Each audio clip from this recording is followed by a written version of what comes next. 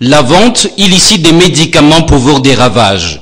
En 2008, 100 bébés décèdent au Nigeria des suites de l'absorption d'un faux sirop de paracétamol. En mai 2013, une publication des Nations Unies déclare que 700 000 décès ont lieu dans le monde chaque année à cause des faux antituberculeux et paludiques. Toujours en 2013, un journal américain déclare 120 000 décès d'enfants par de faux antipaludéens en terre africaine. Ces échantillons de statistiques donnés par le représentant de l'Organisation mondiale de la santé à cette conférence font état d'une croissance du taux de mortalité dans le monde à cause des faux médicaments. La sous-région Afrique centrale n'étant pas épargnée, il faut agir. Le problème illicite des médicaments, c'est un problème que nous connaissons. Je crois que vous qui êtes ici, vous avez acheté, je crois. Si vous avez acheté, c'est pas bon. Donc il faut détruire les médicaments faussement étiquetés en dehors des officines et pour permettre une bonne santé de nos populations. Vous avez suivi ce que l'OMS a déclaré. Ça, c'est inacceptable que nous puissions avoir des morts à cause des médicaments falsifiés. C'est pas bien. Au-delà de cet aspect social, le commerce des médicaments falsifiés ou faussement étiquetés constitue un triple crime. Crime de sang, crime économique, crime contre les efforts de la science. Sur le plan économique, le trafic de faux médicaments génère des rendements 20 à 45 fois supérieurs à celui de la drogue, avec des mécanismes de répression moins contraignants. Alors donc, pour remettre les choses en ordre, les États de la sous-région qui ont déjà des engagements devraient pouvoir mettre en place des législations et politiques nationales et énergétiques et une collaboration inter-États renforcée pour la réduction voire l'éradication de cette gangrène sociale.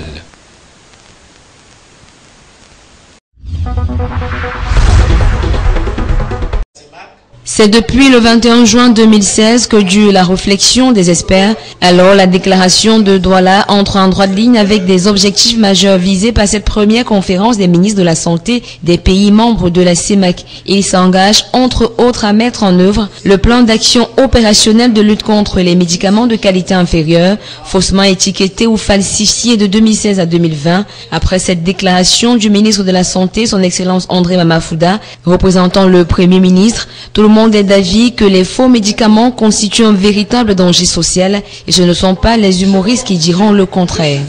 Il paraît que les faux médicaments nourrissent les microbes. Ouais, c'est-à-dire, quand vous êtes malade, il n'y a pas de fausse maladie. Mais quand le faux médicament arrive et trouve la vraie maladie, le microbe se nourrit. Et ça développe des microbes il paraît que certains microbes ont même déjà la taille d'un ver de terre et sont visibles à l'œil nu. À cause des faux médicaments.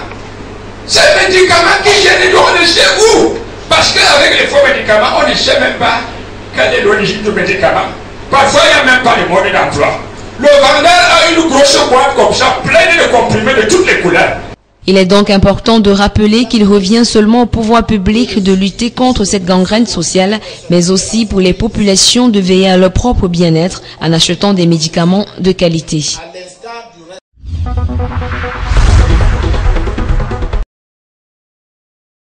La contrefaçon fait perdre énormément d'argent tant dans le secteur privé qu'à l'État en termes de fiscalité. Il était question pour le panel constitué de douaniers, magistrats, responsables patronales, conseillers à l'OIAPA et autres délégués du commerce pour le littoral de permettre aux participants de comprendre la relation qui existe entre la contrefaçon et la propriété intellectuelle et de cerner les différentes étapes d'une action en contrefaçon réussie, avec pour objectif présenter de façon générale la contrefaçon et ses impacts économiques et sociaux sur le plan national et international. Ce qu'il faut retenir déjà, c'est que le cadre réglementaire qui reprime la contrefaçon lorsque nous avons échangé ici existe.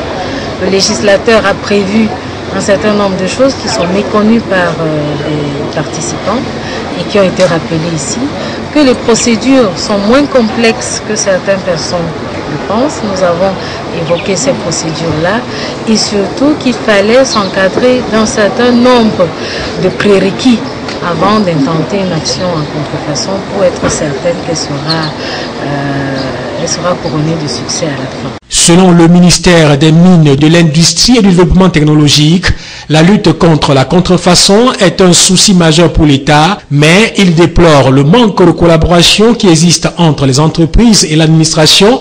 De même, le fait qu'elles refusent de parler de la contrefaçon à cause, disent-elles, de la confusion qu'une telle sensibilisation pourrait causer chez les clients. Pourtant, la lutte contre la contrefaçon ne saurait être la seule affaire de l'État, mais de tout le monde. Il était donc important, tout en faisant la différence entre la contrefaçon et la contrebande, de présenter aux responsables d'entreprises et autres détenteurs de PME les clés du succès de l'action en contrefaçon, notamment la protection des marques et surtout une communication perpétuelle sur leurs produits.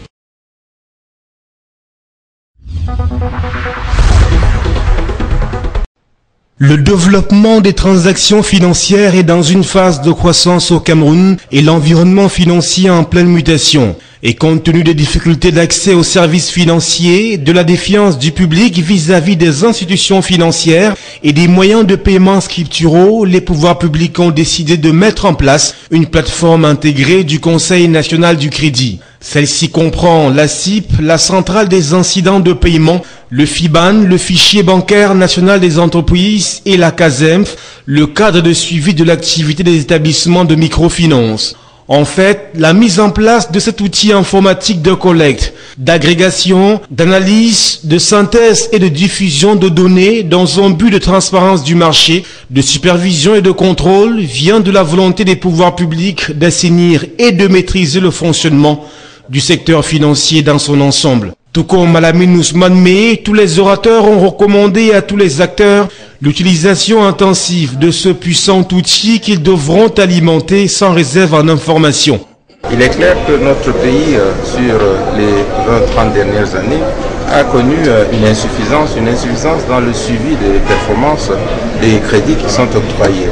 Et cela est essentiellement dû au fait que l'asymétrie d'information entre les établissements de crédit, les établissements de microfinance et les bénéficiaires clients, cette asymétrie d'information conduisait à une prise de risque qui n'était pas suffisamment encadrée, avec donc des taux de recouvrement qui n'étaient pas à la hauteur de nos économies. Actuellement déployée auprès de 18 établissements de crédit et 47 établissements de microfinance, elle est entièrement modulable et à l'accès rigoureusement contrôlé et sécurisé. En perspective, il est prévu l'intégration de la centrale des risques des établissements de microfinance et l'application de calcul et l'archivage du taux effectif global et du taux d'usure.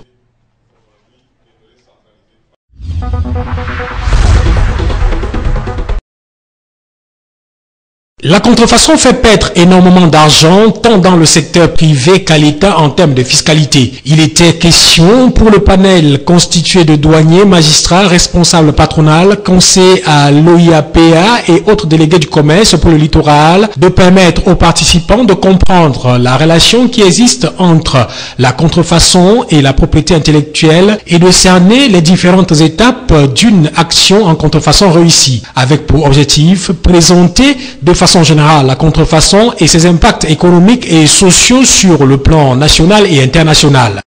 Ce qu'il faut retenir déjà, c'est que le cadre réglementaire qui reprime la contrefaçon lorsque nous avons échangé ici existe.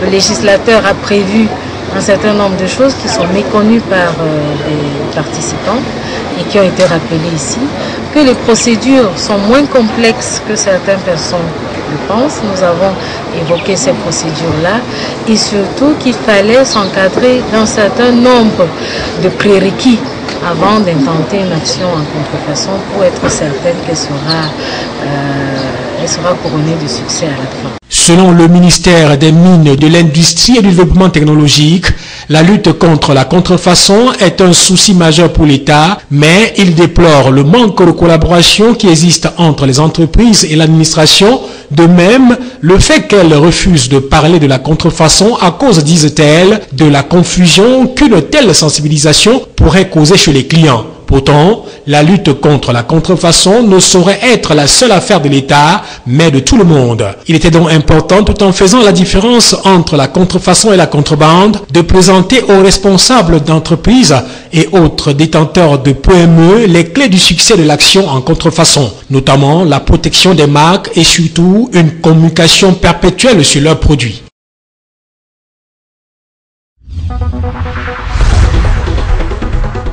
Les travaux de construction du futur stade de Japoma, situé dans la banlieue de Douala et devant abriter les matchs de la CAN 2019, seront effectués par l'entreprise turque Yeningun Construction Industry. La commission interministérielle conduite par le secrétaire général des services du Premier ministre a confirmé l'imminence du démarrage des travaux lors de la visite qu'elle a effectuée sur le site ce 24 juin 2016. Magloire Séraphin Fouda, qu'accompagnaient les ministres Pierre Ismaël Bidoumpad des Sports, Jean-Claude Mbouentou de l'Habitat, Jacqueline Koungabessike des Domaines et Abbas Sadou des Marchés Publics, ont ensuite ouvert des échanges au cours d'une réunion d'évaluation tenue dans la salle des banquets des services du gouverneur de la région du Littoral. Les parties prenantes ont tour à tour martelé leurs inquiétudes, portant notamment sur la sécurisation du site assurée jusqu'ici par l'autorité traditionnelle et l'épineux problème des indemnisations soulevées par le collectif des avocats. Par la suite, Magloire Séraphin Fouda, conscient de l'importance de la CAN 2019, va rassurer les uns et les autres quant à la prise en compte par les instances appropriées des préoccupations exprimées. Pour mémoire, le stade de Japoma, c'est 50 000 places, 2 terrains d'entraînement avec gradin, un gymnase couvert de 2000 places assises, une piscine olympique de 8 couloirs avec 1000 places assises, 2 terrains de basket et 1 de volley et un parking auto de 37 000 mètres carrés. Les travaux de construction de cette infrastructure de grande envergure devraient démarrer le 27 juin 2016 pour un délai de 24 mois sur les 36 initialement prévus.